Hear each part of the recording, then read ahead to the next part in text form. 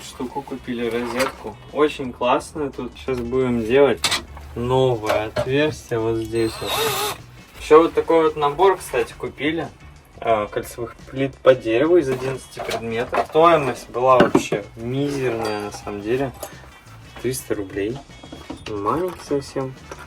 Да, почему мы взяли сразу же так? Потому что одна такая насадка стоит, салюты, 600 рублей. Много насадок стоит тут 300 рублей. Нам тут еще одна вот такая вот пригодится.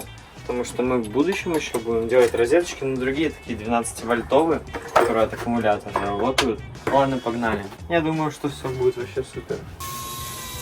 Главное ровно держать и быстро, наверное.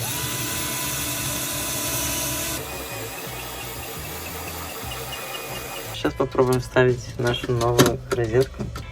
Слушайте, отлично вошла. Мы ее прикрутим, получается, вот здесь. И мы купили еще вот такой огромный провод. Очень толстый на самом деле, но для безопасности решили не экономить. И он будет использоваться для питания от инвертора.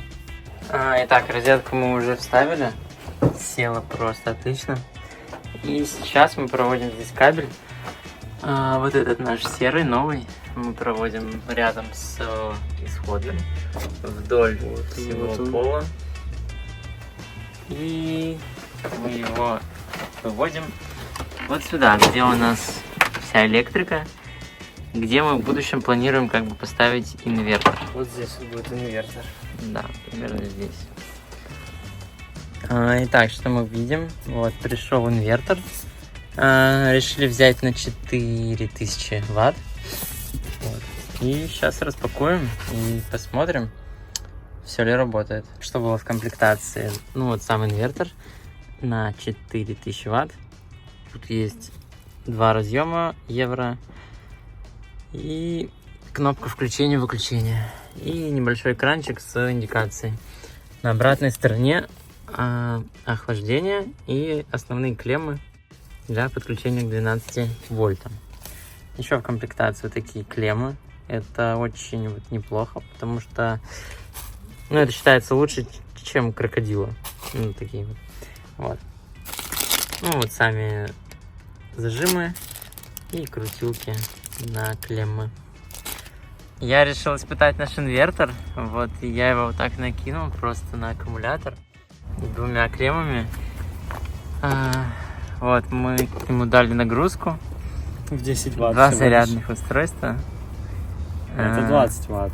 20 и 10 ватт.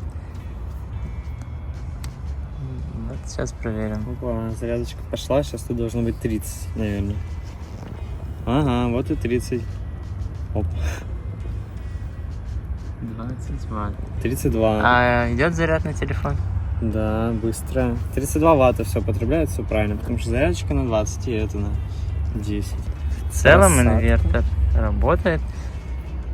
Вот, осталось нормально все подключить вместе с основным питанием нашего домика. Вот такой вот у нас есть фен и инвертор. Да, не с полностью заряженным аккумулятором, а на 80%. И фен на 2000 вольт. То есть это 2 киловатта. Ой, ватт. 2 киловатта, в общем. Сейчас будем включать. Ну что ж, поехали. Будем следить за просадочкой. Вот. И, конечно, до максимума хочется дойти. Посмотрим, что там будет. Так. Первая. Ой. Сразу же вторая скорость. Мы видим 1000 ватт. Просадочка аккумулятора такая нормальная. Аккумулятор не новый, видимо. Вот, смотрите, вообще до 11 дошла. Давайте на третью скорость. Ну все. Но при этом красная не загорается и он не отключается. Но инвертор выдерживает. Да, на первую скорость. Угу. В общем, непонятно на самом деле.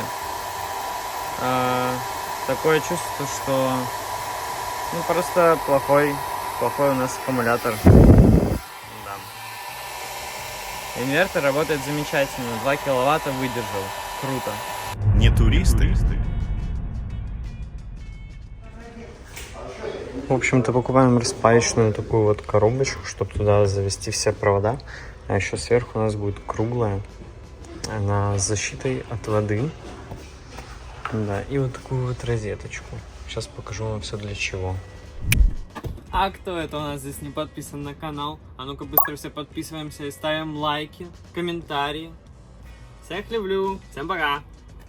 А я здесь делаю такую вот развивочную систему. То есть это розетка, которая будет подключаться в инвертор. Кстати, вот, мы еще заряжаем от дрели. В инвертор. И вот здесь будет стоять распределительная коробочка, в которой будет вот такие вот штучки. Я их сейчас приклею. Вот прямо вот сюда они идеально входят. То есть одна, например, будет чисто на минус, другая земля и на плюс. И из них уже можно делать хоть что. Как это работает? Это розеточка. Сюда. И вот такая вот развилка. То есть минус на минус, земля с землей, плюс на плюс. И это все вот здесь вот розетка. Подключили мы розеточку, сразу же поставили на зарядку помпу, ноутбук и вот зарядку эту. Сейчас проверяем. Ноутбук у нас заряжается, все супер. И показывает вот 20 ватт на всем. В принципе, вайп. Ребятки, смотрите, сейчас будем устанавливать вторую розеточку вот на вот это вот местечко. Хоп-хоп-хоп-хоп. Но перед этим сначала проведем провод. Напомню, что вот мы вот здесь вот сделали такой вот распределительный блок от нашего инвертора. И я приклеил обычные самые такие вот скруточки. Там вот еще есть. И вот здесь вот на суперклей, чтобы провести здесь провод и сюда вставить уже нашу розетку.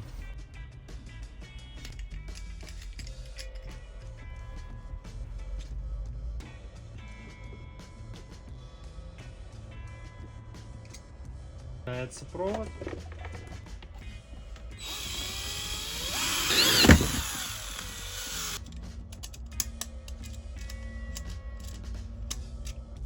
Замечательно. Минус, конечно же, у нас подключен это синий. Мне кажется, для удобства. И вообще для каких-то общих мер. Вставляем. Идеально. Все готово. Прикрутил два шурупика сверху снизу. Сейчас осталось надеть вот эту вот панельку. Опа. Та-да! Вот у нас новая розеточка. Красота, идеально ровно. Здесь сейчас нужно вот убрать немножечко фломастер. И вообще огонь. Тут у нас тоже все замечательно. Проверяем на работоспособность нашей розеточки. Опа, ага. Замечательно, все заряжается. Такую. Все отлично, ребята. По итогу у нас что? Здесь розеточка. Можно хоть что уже заряжать. Ноутбуки от Type-C, телефоны. Также обычная розетка на 220. И вот тут у нас, да, розеточка. Но смотрите, что есть еще. Такое вот на 65 ватт. Супер вообще быстрая. И еще одна вот такая вот. Уже классическая тут на 20 ватт. Ну это 3.0 быстрая. Что ж, ребятки, предлагаю вам здесь сделать 12 вольт. Такие вот прекраснейшие вообще розеточки, красивые. Здесь у нас не было электричества. Почему? Рассказываю. Эти провода, оказывается, были подключены, все отлично, но был сгоревший переходничок. Вот видите, там вот прям. Угу. Поэтому до них не доходило электричество. Да, он на 10 ампер, мы установим все так же на 10, если что, то установим на 15, если вдруг не будет работать. Давайте расскажу вот про вот эти вот зарядки. Здесь у нас на 65 ватт, чтобы хватало для зарядки ноутбука вообще полноценно и отлично. Ну и здесь быстрый разъем, не знаю, например, зарядить свет, телефон, да вообще хоть что. Также и здесь быстрый, а здесь классический на 20 ватт для телефона. Да, Type-C, например, если использовать. Смотрите, они разные по диаметру, поэтому здесь будут разные дырочки. Я уже подобрал из нашего наборчика один, просто идеально подходит, прям вот супер буквально. И второе такое же вот сверло, чуть-чуть пошире и тоже вообще идеально. Главное, чтобы оно вот здесь не вылазило. Видите, тут, в общем-то, все супер. Да, поэтому сейчас эти сверла буду отмерять пространство. Сейчас я вам все расскажу. И будем делать раз и два. Я думаю, прям день недалеко, либо посередине. Сейчас, в общем-то, это решим. Ставим на первую скорость, чтобы оборотов было меньше, но при этом было лучше.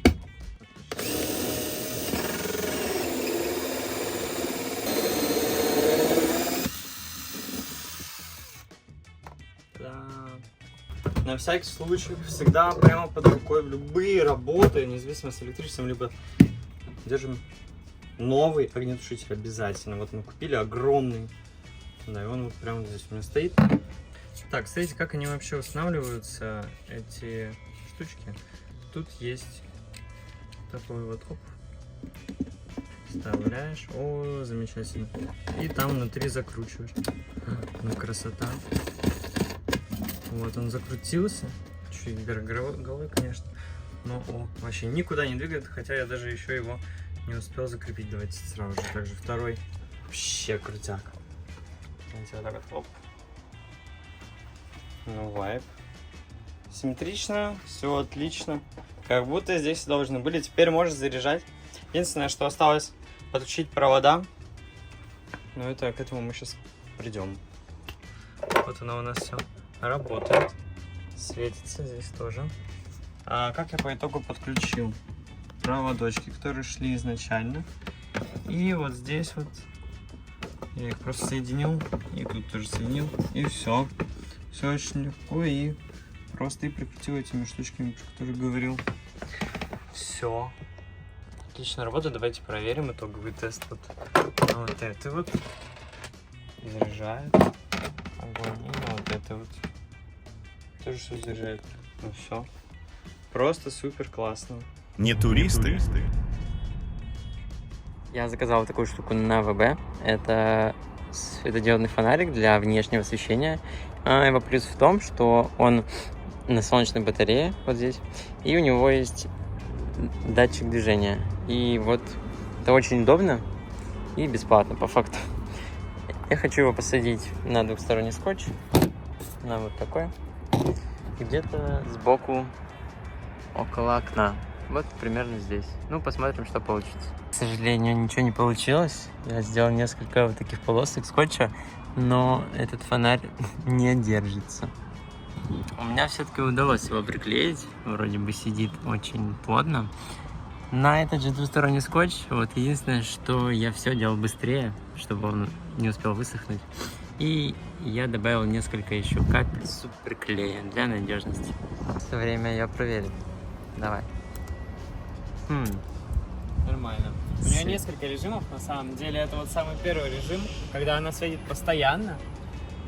Сейчас, смотрите, вот плохо светит, но если я пошевелюсь, то вот она сразу же 15 секунд будет гореть своим мощным светом.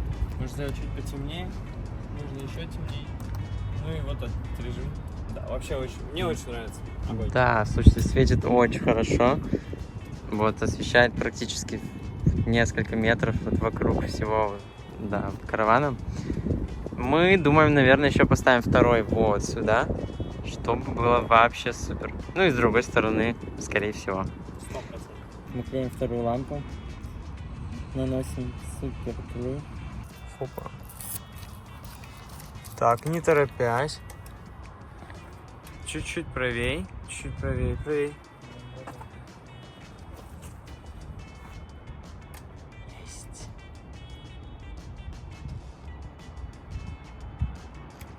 Готово.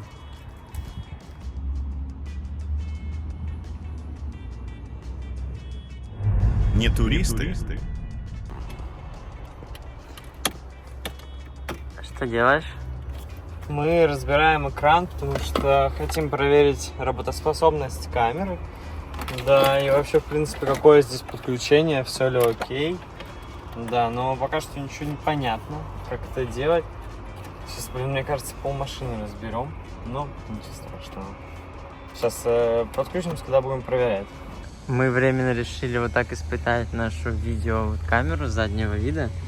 Мы хотим ее установить где-то сверху сзади и решили питание для нее взять от габарита. В целом такая временная сейчас линия питания идет. А сейчас мы ищем, где ее воткнуть под магнитоле. Да, здесь, смотрите, очень-очень прям много этих проводов, куда что можно воткнуть, видно? Ну вот, и мы нашли один, и вот вроде бы все работает замечательно. Но пока что мы не до конца понимаем, у нас почему-то она работает через AUX, а не через приложение камеры. Но главное, что камера рабочая, все хорошо, это было основное. Мы делаем камеру прямо вот сюда вот назад. Очень было сложное решение, куда ее прикрепить. Решили вот сюда вот. Проблематично немножечко, конечно, это делается. Такой жесткий, во-первых, пластик. Во-вторых, во-вторых, постоянно эти шурупы, блин, падают. Они такие мелкие-мелкие. Сейчас искали. Сложно, проблема есть. Я сейчас нахожусь на крыше. Смотрите, это ночью вот так мы оставляли, чтобы если вдруг пошел дождь, точно ничего не замочилось. Давайте покажу. У нас здесь вот камера. И этот вот провод, чтобы его не так сильно было видно, мы сделаем белую изоленту. Вот это вот все мы сделаем в такую вот распределительную коробочку, которая вот сюда вот приклеится на обычный двойной скотч специальный. Да, также некоторые соединения мы сделаем термоусадочной трубкой.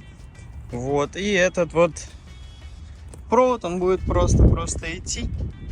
И там уже дальше посмотрим, как его сделать. Да, скоро до этого дойдем. А сейчас я буду все эти провода убирать вот сюда вот.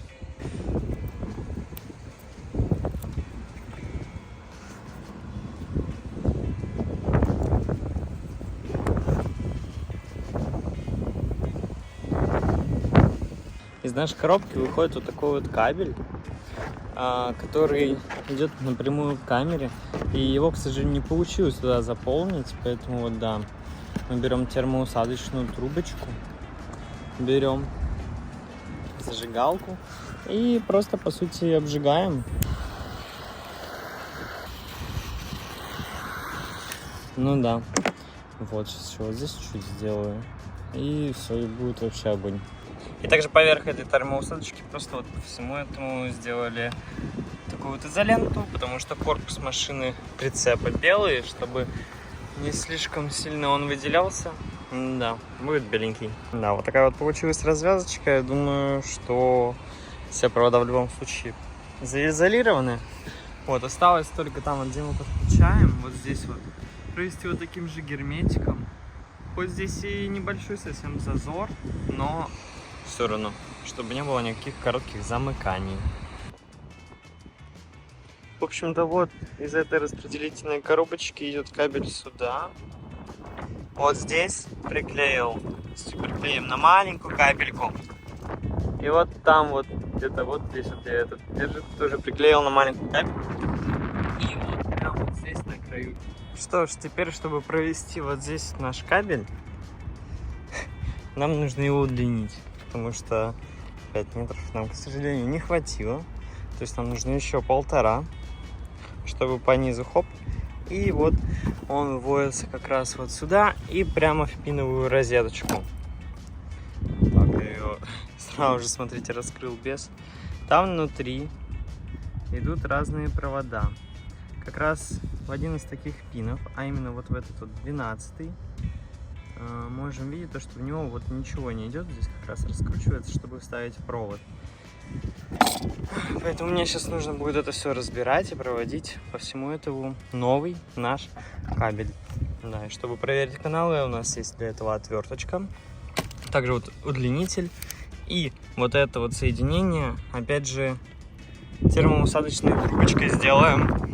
Да, чтобы все было хорошо. Просто обратите внимание, какая тут жесть, как много этих проводов. Вот, и в один вот в этот вот свободный порт, вот он подписан 12, кажется, да? Мы вставляем.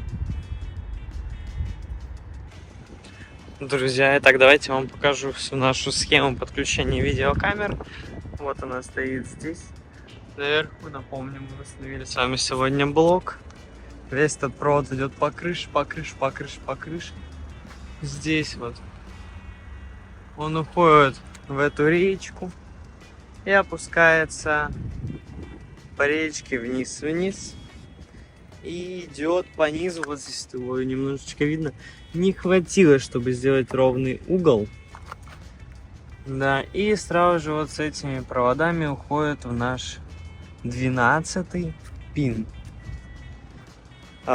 Тут все проведено по порогу и вставлено в экран. Вот, пожалуйста. Да, и вот.